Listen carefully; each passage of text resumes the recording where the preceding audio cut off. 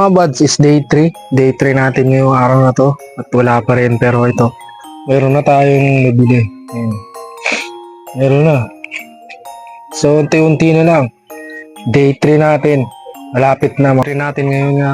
So dami natin nga pinagkakaabalahan ngayon. So grabe. At ngayon, alis nga kami.